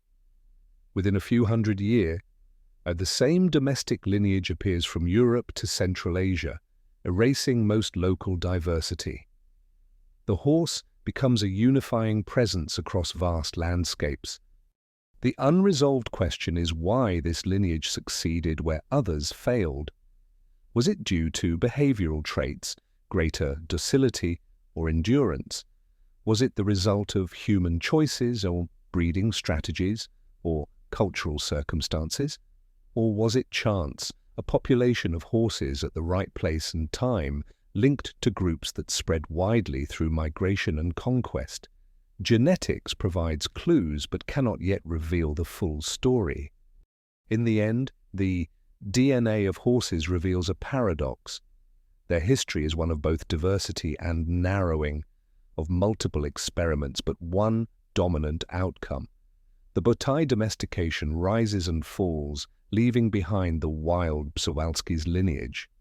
Later, steppe groups succeed, and their horses become the foundation of modern breeds. Through genetics, we see not only the success but also the fragility of domestication, the paths not taken, the lineages lost, the deep imprint of human choice upon animal life. The Botai culture, with its villages nestled in the valleys of northern Kazakhstan, once seemed the birthplace of the horse-human bond. Corrals, tethering marks, residues of mare's milk in pottery, all pointed to early domestication. For decades, archaeologists told the story of Botai as the origin point of equestrian history. Yet the truth, revealed through ancient DNA, is far more complex. The horses of Botai are not the ancestors of modern domestic breeds. Their legacy vanishes, leaving only a surprising connection to the wild Przewalski's horse. This revelation came from genomic studies conducted in the last decade. Scientists sequenced the DNA of Botai horse remains, expecting to find the foundation of later domestic lineages. Instead, they discovered that Botai horses diverge from the lineage of today's domestic horses. Their closest living relatives are Przewalski's horses, the small, dun-colored, stocky animals that survive in Mongolia's Gobi Desert. Long thought to be the last truly wild horses, Przewalski's are now understood to descend from once domesticated Botai horses that escaped and returned to the wild. This finding turns the story upside down. Rather than standing as the origin of domestication, Botai represents a separate experiment, real and significant, but ultimately a dead end in terms of lasting impact. The Botai people lived closely with horses, milked them, confined them, and perhaps rode them. Yet their lineage did not spread. Within a few centuries or millennia, their horses slipped from human control, surviving only as rewilded populations on the margins of the steppe. One lesser-known detail of this discovery is the way domesticated traits can reverse. Horses at Botai bore the marks of human management, yet when populations returned to the wild, natural selection reshaped them. Traits favored by humans, docility, certain coat colors, patterns of reproduction, gave way to traits suited for survival without human support. Over generations, Przewalski's horses regained the behaviors of wild herds, strong flight responses, seasonal movement, reliance on sparse forage. Domestication is not a one-way path. It can be undone when human presence fades. The disappearance of the Botai horse raises profound questions. Why did this early domestication fail to persist? Several explanations have been proposed. Perhaps the Botai focus was too narrow, centered on meat and milk rather than mobility. If horses were not used extensively for transport or warfare, their broader utility remained limited. Perhaps ecological changes disrupted herds, making management harder to sustain. Or perhaps new groups arriving from the West with different livestock strategies supplanted Botai practices. The precise reason remains uncertain. On a planetary scale, this reminds us that domestication is not inevitable. Many species were managed or tamed at times without becoming lasting domesticates. Reindeer, elephants, and gazelles all saw human attempts at control, but only some persisted into long-term partnership. Horses, too, had multiple domestication events, with only one lineage achieving global dominance. Botai's story illustrates the fragility of these experiments. Innovation alone does not guarantee continuity. Cultural, ecological, and genetic factors must align for a domestication to endure. Another lesser-known insight lies in the archaeological record after Botai. Sites dated later than 3000 BCE in the same region show fewer signs of concentrated horse use. The prominence of horse bones declines and settlements change. This suggests that the Botai way of life was not stable across generations. Perhaps herds dwindled, or communities shifted focus. By the time new equestrian cultures emerged farther west, Botai's experiment had already faded, leaving behind only traces in soil and bone. The mystery deepens when comparing Botai with later steppe societies. Around 2000 BCE, the Sintashta culture in the southern Urals demonstrates clear evidence of horse-drawn chariots, ritual horse burials, and warfare centered on equestrian power. These horses, genetically, are the ancestors of modern breeds. How did the steppe transition from Botai's vanished lineage to Sintashta's successful domestication?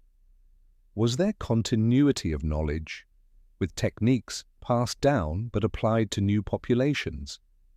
Or were they independent innovations, separate threads converging on the same animal?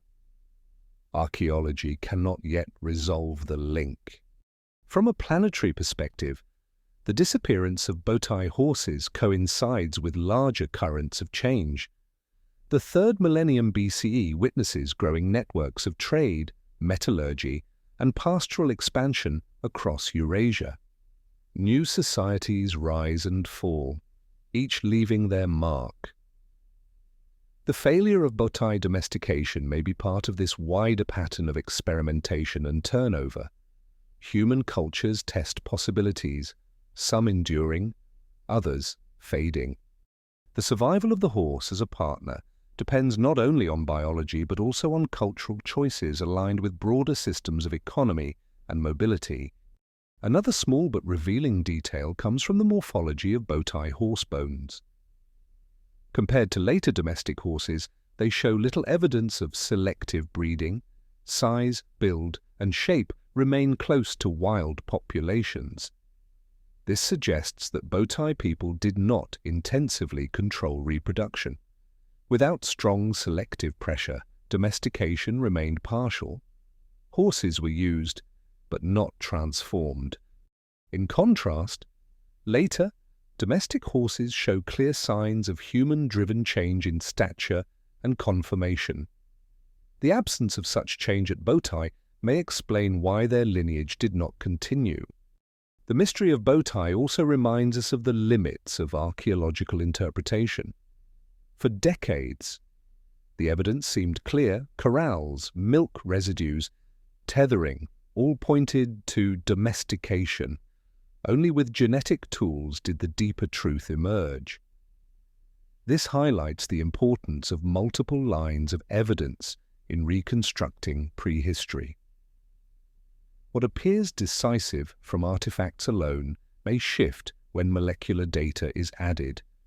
The story of Botai horses demonstrates how science continually rewrites the past, replacing certainties with deeper complexities. Seen from the long arc of history, the disappearance of the Botai horse is not failure, but transition. It is part of the broader process through which humans learn to manage animals. Early attempts, even when they fade, lay groundwork for later success. Knowledge of milking, tethering, and enclosure may have persisted, even if the specific horses did not. These skills could have influenced later groups who domesticated new populations. In this sense, Botai's legacy is cultural rather than genetic. From the planetary perspective, this episode underscores the fragility of domestication in its early stages. A species may survive only in small numbers. A culture may vanish. A lineage may return to the wild. Yet through such fragility, resilience also emerges. Horses endure, humans persist, and the bond between them eventually solidifies in new contexts. Botai's horses disappear, but the idea of partnership does not. It survives in human imagination, waiting for another opportunity to take root. In the end, the disappearance of the Botai horse teaches humility. Domestication is not a straightforward triumph of human control. It is a dialogue between species, shaped by chance, environment, and time. Some dialogues end abruptly, like Botai's. Others endure for millennia. What matters is that through these experiments, the path opens toward the lasting partnership that will transform human history. By the middle of the 3rd millennium BCE, a new force begins to move across the steppe, the wheel. For generations, people have walked the grasslands, carrying goods by hand or on the backs of animals. Now, technology reshapes mobility. Wagons and carts, built from wood and fastened with newly crafted metal parts, roll across the plains. Drawn at first by oxen, these vehicles expand the range of movement for families and herds. They allow entire households to travel with possessions, shelter, and supplies. The steppe, already a corridor of migration, becomes even more fluid. Into this transformation, horses gradually step forward as more than sources of meat or milk. The earliest wheels appear in Mesopotamia and Eastern Europe around 3500 BCE. Heavy, solid, wooden discs. They are strong but slow. Oxen, patient and powerful, provide the traction.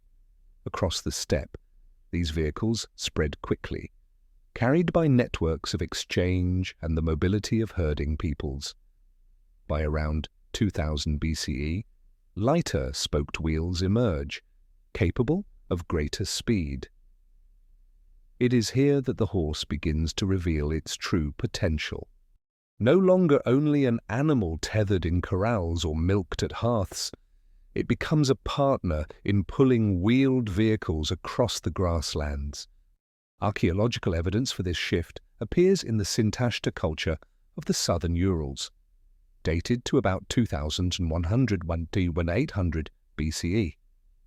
Burial mounds from this culture reveal remarkable finds. Chariots with spoked wheels buried alongside humans and horses. The horses are interred in pairs, positioned as if harnessed. Wooden parts of the vehicles survive in fragments, preserved by soil, while impressions in earth show the outlines of wheels and shafts. These discoveries mark the first clear evidence of horse-drawn transport. One lesser-known detail is the technological precision of syntashta chariots. Their spoked wheels are crafted from carefully fitted planks, light enough for speed but sturdy enough for use. The axles are narrow, designed for rapid movement across open ground. These are not heavy wagons for carrying goods, but vehicles for swift transport, hunting, or perhaps warfare. The presence of horse burials alongside suggests a close association between humans and horses, one that elevates the animal from managed resource to indispensable partner. The mystery is how quickly this transformation occurs. Only centuries earlier, at Botai, horses were managed for milk and meat, with little clear evidence of transport. Now, in the syntashta horizon, they are integral to chariots, tools of speed and prestige. Was this shift the result of new domestication events, drawing on different horse populations better suited for traction? Or was it the culmination of long experimentation, finally reaching stability? Genetic evidence suggests that modern domestic horses trace to lineages emerging around this period, aligning with the appearance of chariots. Still, the exact pathway remains unresolved. From a planetary scale, the integration of horses and wheels revolutionizes mobility across Eurasia. Oxen can pull heavy loads, but horses bring speed and agility. With chariots, distances once requiring days can be covered in hours. Armies, traders, and messengers now move faster than ever before. The steppe becomes not only a corridor, but a highway, linking distant cultures from Europe to Central Asia. Ideas, technologies, and even languages spread more swiftly under the momentum of wheels and hooves. Archaeological finds reinforce this vision. In burial mounds across the steppe, horses are placed with harness fittings, bronze cheek pieces, antler bits, and decorative ornaments. These items demonstrate deliberate crafting of equipment designed for control. Experimental reconstructions show that such gear could effectively guide horses, allowing sustained pulling of chariots. This is a leap from earlier ambiguous traces of bitwear. Here, the evidence is direct, tangible, and unambiguous. Horses are no longer at the margins of human innovation.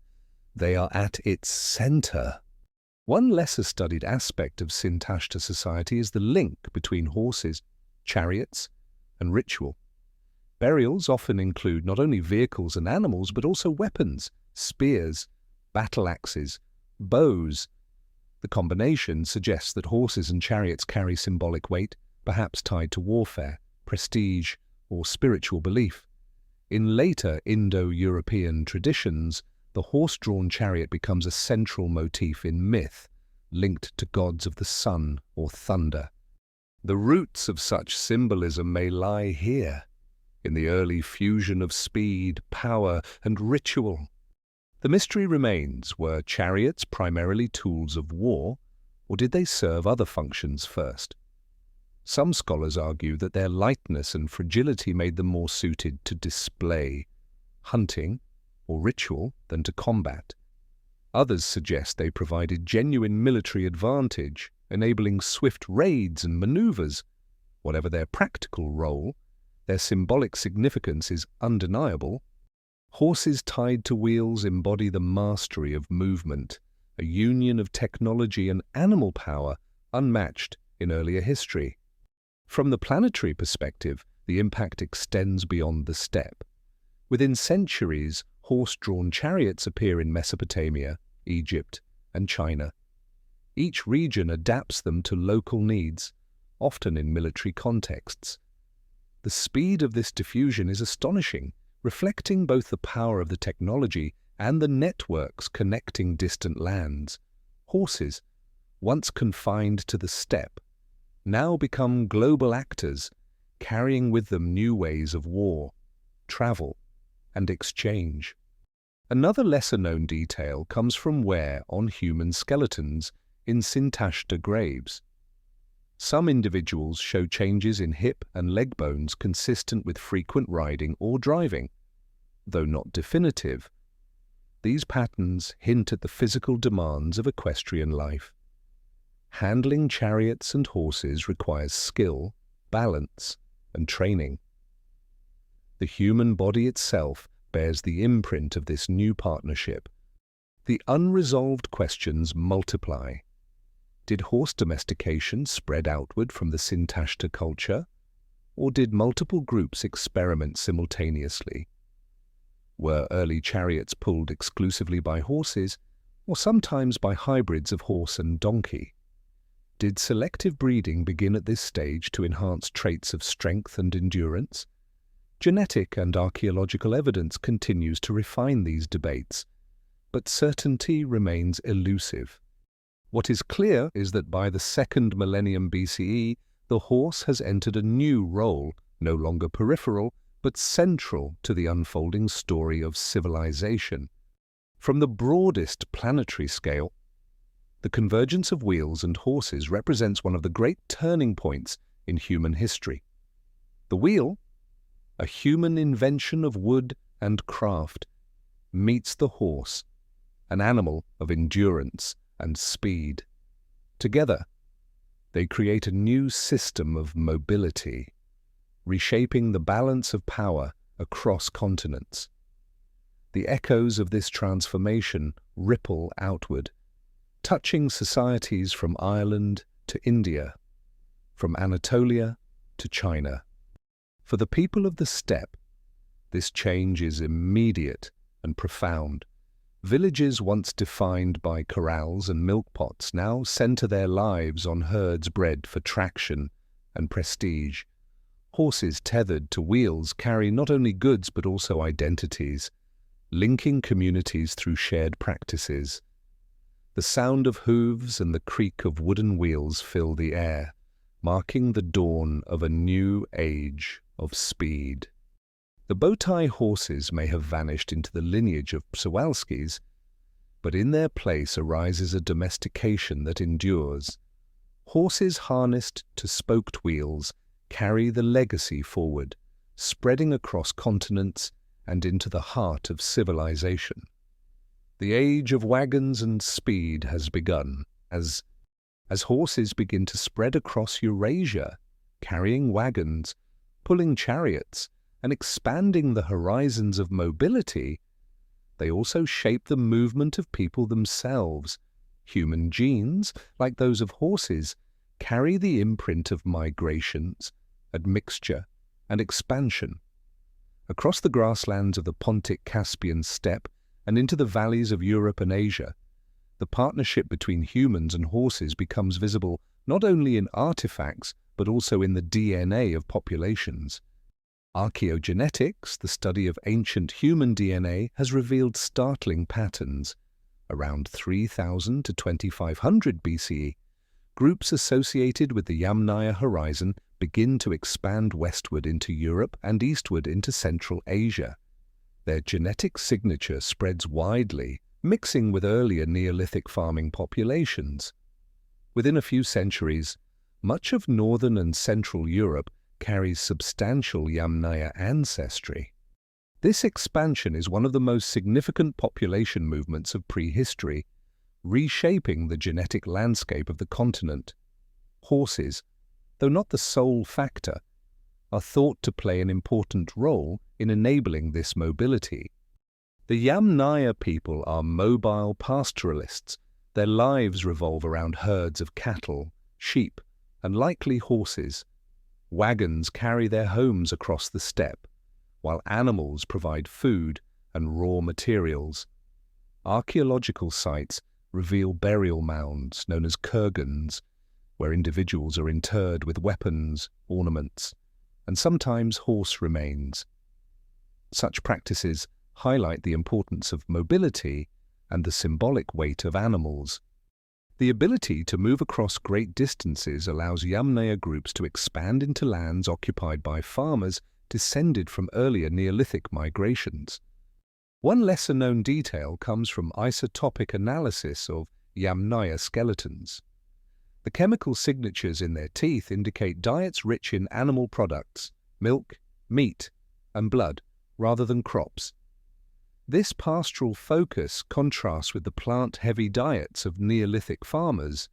When Yamnaya ancestry spreads into Europe, genetic studies also detect signals of adaptation to dairy consumption, including the gradual rise of lactose tolerance. Horses, milked like cattle, may have contributed to this shift, linking equestrian life to changes in human biology. The mystery lies in the precise role of horses in this expansion. Some scholars argue that mounted riding was still limited during the Yamnaya horizon, with horses valued more as herded animals or sources of milk. Others suggest that even limited riding gave Yamnaya groups a crucial edge in mobility and communication. Archaeology offers few definitive answers, but the speed and scale of Yamnaya expansion suggest that horses, whether herded or ridden, played a role in supporting their movement. On a planetary scale, the impact is clear. Human genes, carried westward and eastward, transform the demographic map of Eurasia. In Europe, the fusion of Yamnaya ancestry with Neolithic farmers gives rise to the corded ware culture, spreading across vast territories from Poland to Scandinavia. To the east, steppe ancestry reaches Central Asia and even South Asia, influencing the genetic composition of populations across the subcontinent. Linguists connect these movements to the spread of Indo-European languages, a family that eventually covers most of Europe and large parts of Asia. Another lesser-known aspect of this genetic expansion is the male bias of migration.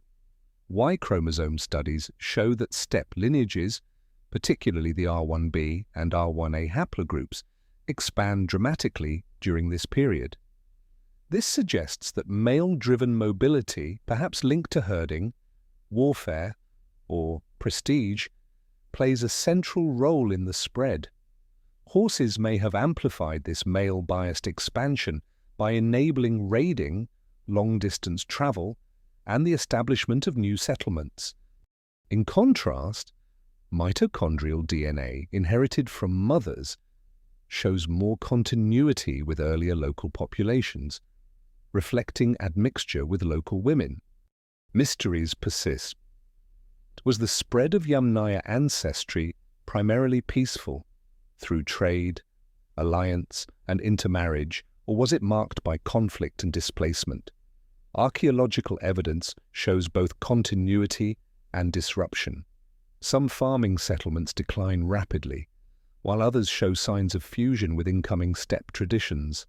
Horses, again, are implicated but not fully proven as the decisive factor. They may have been symbols of prestige that reinforced social hierarchies as much as tools of mobility. From the planetary perspective of human evolution, this period illustrates how the domestication of animals can ripple into human genetics. The spread of dairy farming reshapes genes for lactose tolerance.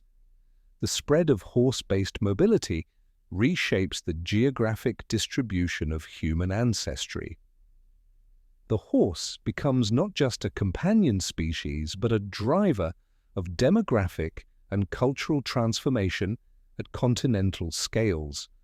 Another layer of evidence comes from burial practices. In some kurgans, individuals are interred with horse teeth as ornaments or horse bones as offerings. These items mark the symbolic role of the horse in identity and status. Genetic studies of such burials reveal that individuals with horse-linked symbolism often carry high proportions of steppe ancestry. This suggests that horses were intertwined with the identity of expanding groups, reinforcing their distinctiveness in relation to earlier farming communities. One lesser-known genetic detail concerns immunity. Ancient DNA reveals that steppe populations carried alleles linked to resistance against certain pathogens. As they moved into new regions, these genes spread with them. Horses, carrying their own suite of parasites and microbes, may have influenced these dynamics. The intimate relationship between humans, horses, and pathogens likely played a subtle role in shaping biological outcomes during expansion. Still, mysteries remain about the origins of Indo-European languages, while many scholars connect them to steppe expansions. Debate continues over the exact homeland and timing. Horses are often invoked as the vehicle of spread, but direct evidence is limited. Did equestrian cultures use mobility to diffuse their languages, or did broader demographic and cultural processes carry them? The link is plausible but not definitive. The convergence of genetics, linguistics, and archaeology continues to refine this debate. On the planetary scale of prehistory, the partnership between humans and horses during this period symbolizes a larger pattern, the intertwining of species histories. Human DNA and horse DNA both show bottlenecks, expansions, and admixture, reflecting their shared journeys across the steppe. Neither species moves alone. Each shapes the trajectory of the other. By 2000 BCE, the fusion of horses and human genes sets the stage for further transformations. Chariots, emerging from cultures like Sintashta, will magnify the role of horses in warfare and mobility. The genetic imprint of steppe expansions remains visible in modern populations across Europe and Asia, testifying to the enduring impact of these movements. Horses, by extending the range of human groups, leave their mark not only on landscapes but on the human genome itself. The story of horses and human genes is thus one of entanglement. It shows how the domestication of a single species can reshape the biological and cultural destiny of another. It reminds us that domestication is not a one-sided act of control, but a mutual history, inscribed in molecules, bones, and the spread of peoples. The hooves of horses carry more than riders. They carry the imprint of migrations that still echo in our very cells. Despite decades of excavation, analysis, and debate, the precise story of horse domestication remains unsettled. Archaeological traces speak in fragments, scattered bones, pottery residues, faint soil marks of corrals, microscopic scratches on teeth. Each clue is tantalizing, but none alone is definitive.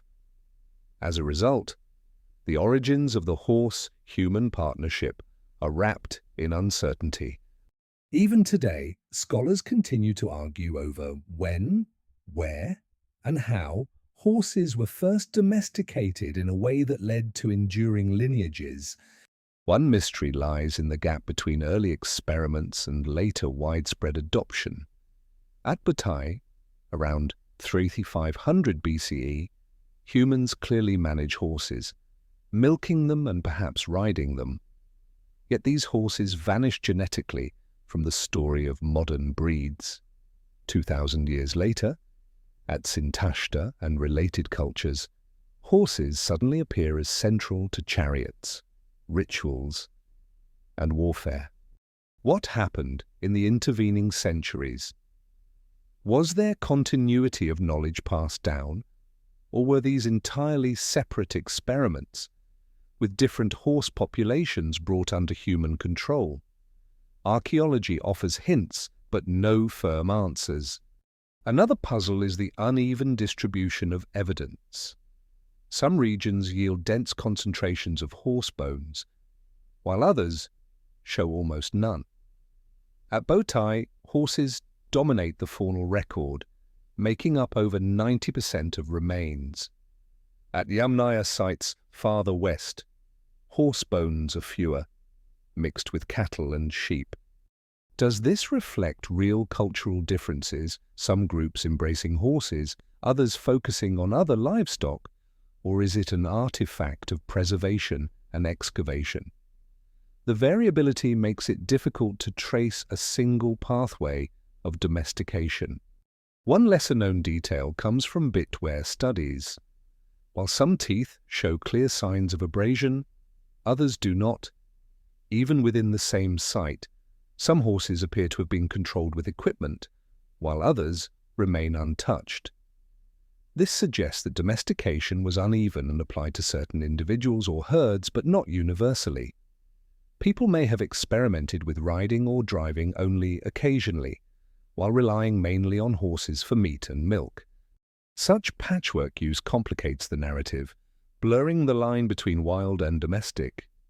The mystery extends to the question of symbolic meaning. Horses appear in burials, carvings, and ornaments long before they are clearly domesticated. Were they seen as sacred animals, powerful symbols, or status markers? At Botai, tethering marks near houses suggest practical use, but horse bones in ritual contexts suggest symbolic significance.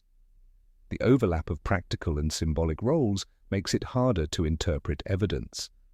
An animal buried with honor may be a valued partner or a powerful offering, still seen as distinct from humans.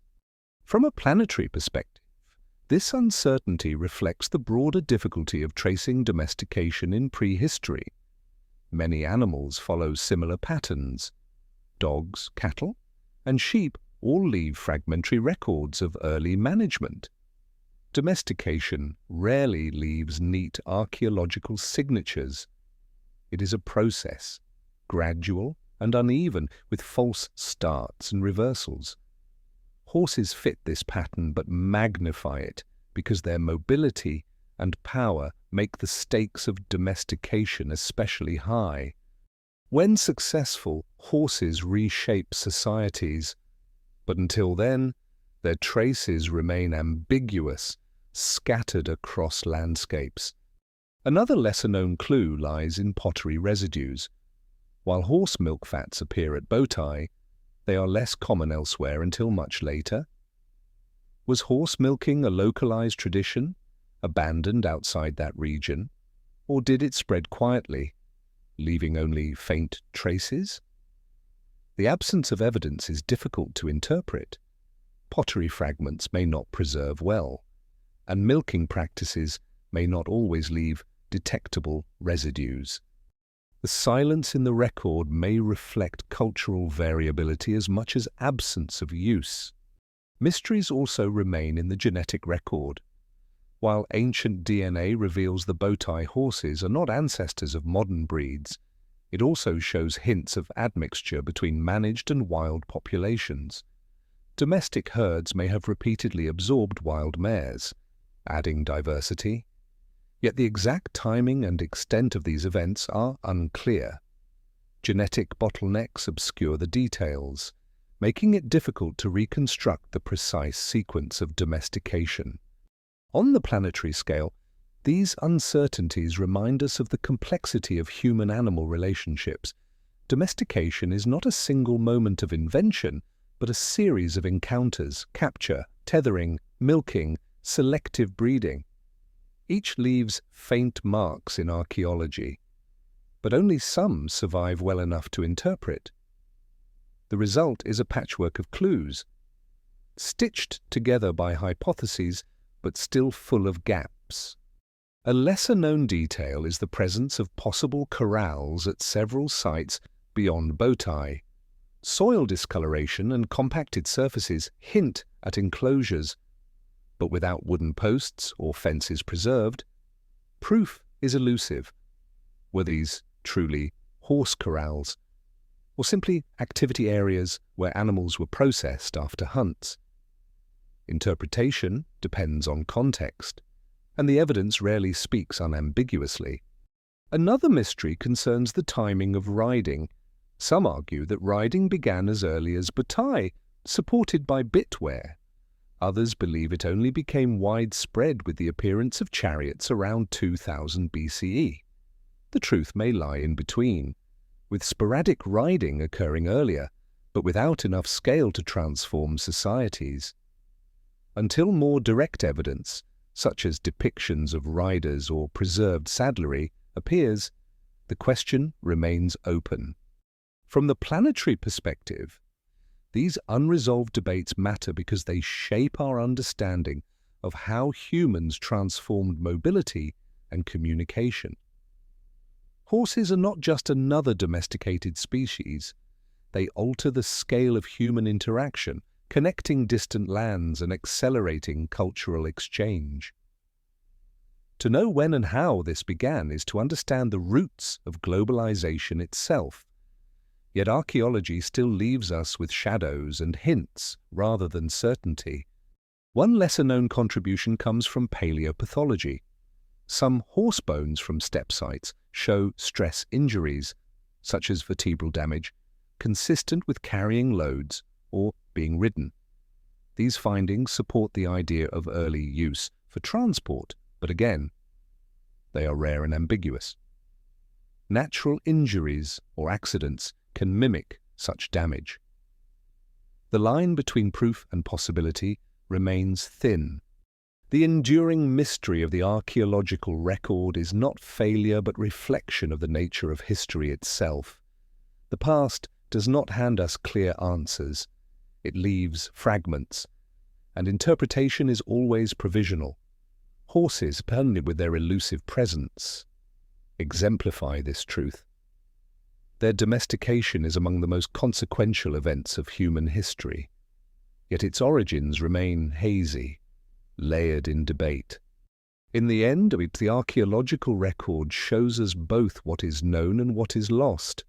Corrals, milk residues, bitware, bones and burials all tell parts of the story. But the whole remains beyond reach.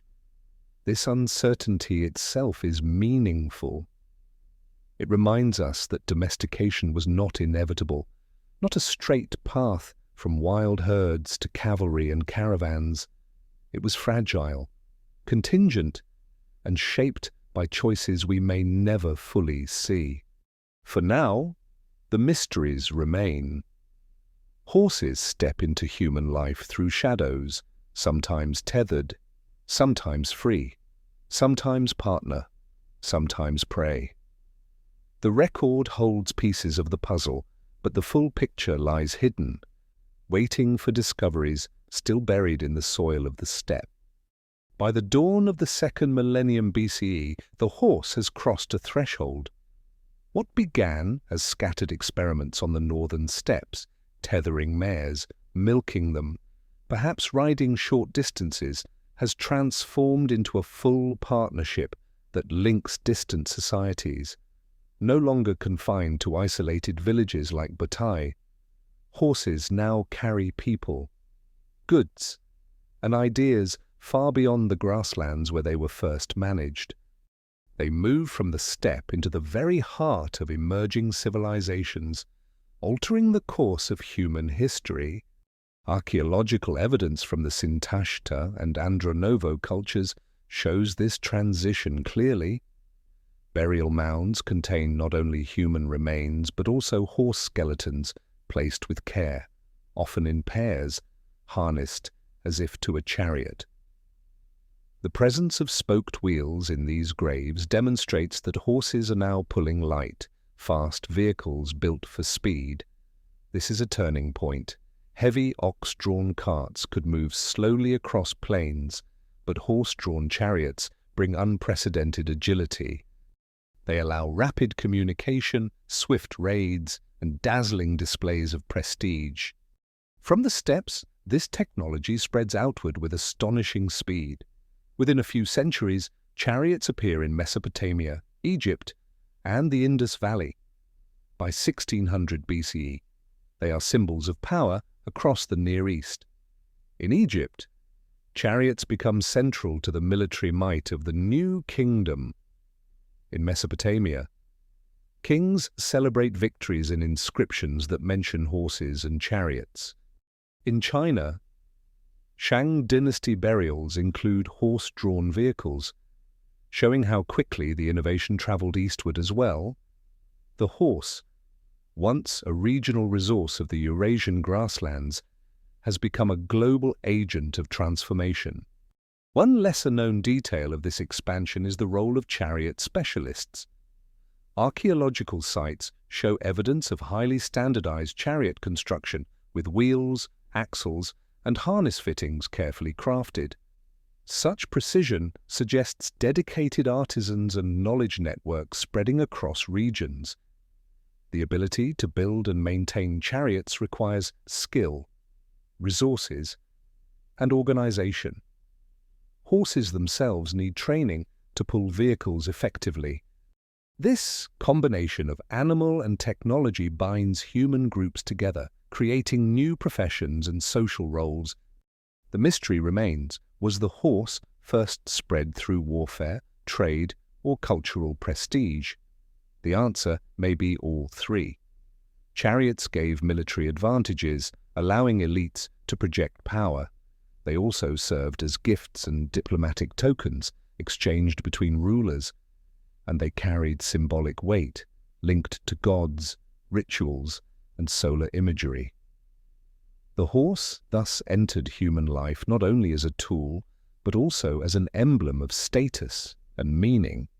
Its spread cannot be explained by utility alone. From a planetary perspective, the horse connects regions that were once isolated across Europe, Asia, and North Africa. Cultures adopt equestrian practices in ways suited to their environments.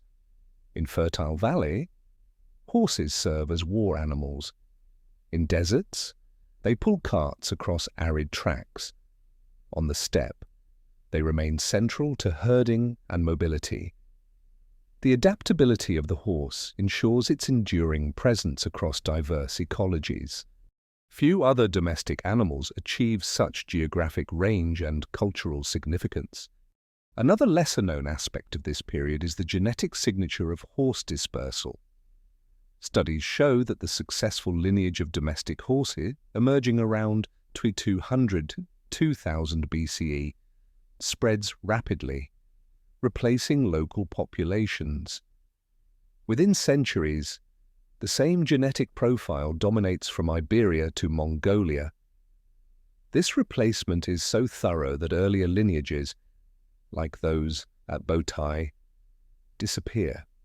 The speed of this process illustrates how quickly horses, once harnessed to human systems of mobility, could expand their own presence across the globe. The mystery of why this lineage succeeded where others failed remains open.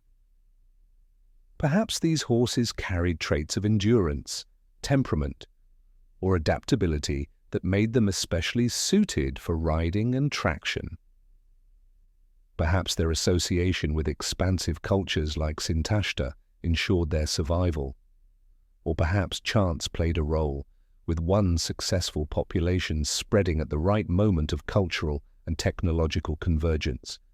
Archaeology and genetics together trace the outlines, but the final explanation may remain elusive.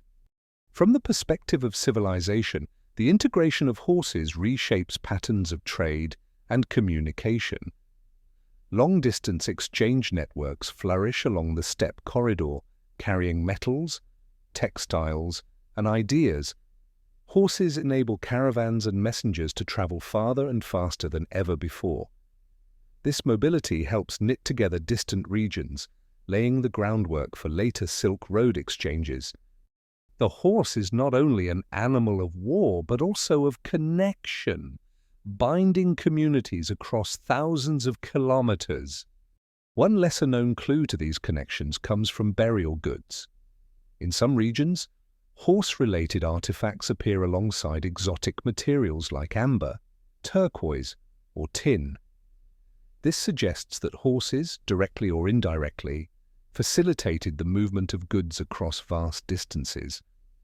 Their role in trade may have been as important as their role in combat, though less visible in historical texts.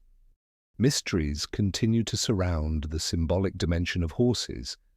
Why did so many early civilizations link them to the sun, the sky, or divine power? Perhaps their speed, unmatched by other animals, inspired associations with celestial movement. perhaps their role in chariotry, where wheels turned like the cycles of the heavens, reinforced this imagery. Whatever the reason, horses became more than practical partners. They became sacred symbols woven into myth and ritual. This fusion of function and meaning helps explain their rapid and enduring adoption. On the planetary scale, the story of horses moving from the steppe into civilizations illustrates the interplay between ecology, culture, and innovation. The steppe provided the environment where humans first encountered and experimented with horses. Technology, wheels, harnesses, metallurgy enabled their integration into human systems. Culture amplified their significance, embedding them in symbols, rituals, and languages. Together, these forces propelled the horse from marginal prey animal to global partner. By the late Bronze Age, horses are indispensable across continents. They pull chariots for kings and warriors. They carry traders and messengers. They graze in pastures near villages and cities, integrated into daily life. The partnership, once fragile and uncertain, has solidified. Human history will never be the same. From this point forward, the rhythms of civilization, the rise of empires, the spread of languages, the flow of trade, will be carried on the backs and in the harnesses of horses. The final mystery is not why horses became domesticated, but how much their domestication reshaped humanity itself. Would the great migrations of Indo-European peoples have occurred without them? Would empires have expanded as swiftly?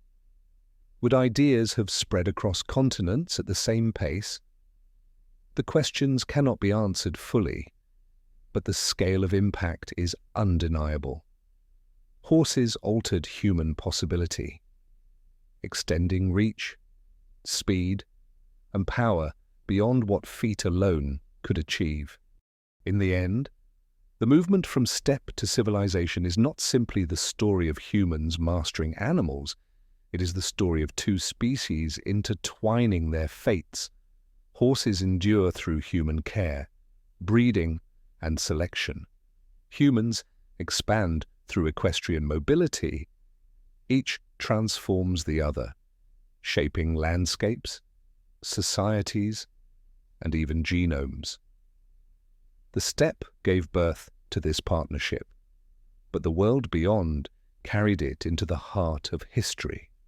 The story of the first domesticated horses unfolds slowly, across millennia of trial, error, and fragile survival.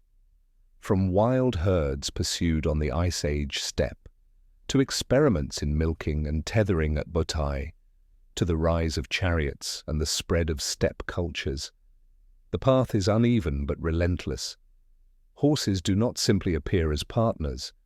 They move in and out of human lives, sometimes slipping back into the wild, sometimes carrying entire cultures forward. What emerges is not a single moment of domestication, but a tapestry of encounters. Each community that touched horses left traces, scratches on teeth, bones in pits, residues in clay. Some of these traces led nowhere, fading into extinction. Others blossomed into the enduring partnership that reshaped human destiny. Out of uncertainty came resilience. Out of fragility came transformation. On the planetary scale, the horse altered the balance of human life. With its strength and endurance, vast landscapes grew smaller. Distant regions became connected. Languages, goods, and beliefs traveled on hooves and wheels, faster than any migration before. The rhythms of empires, the lines of trade routes, even the patterns of human genes carry the imprint of this partnership. And yet, mysteries endure. The precise place of true domestication remains uncertain. The reasons why some lineages vanished while others thrived are still debated. The record is incomplete, as all deep history must be. But perhaps that is fitting. Horses remind us that history is not a straight line, but a journey shaped by chance, adaptation, and imagination. Tonight, their story rests once more on the steppe. Hooves echo across grasslands under wide skies, carrying whispers of the past into silence. The partnership endures, written not only in bones and genes, but in the shared path of two species whose destinies remain bound.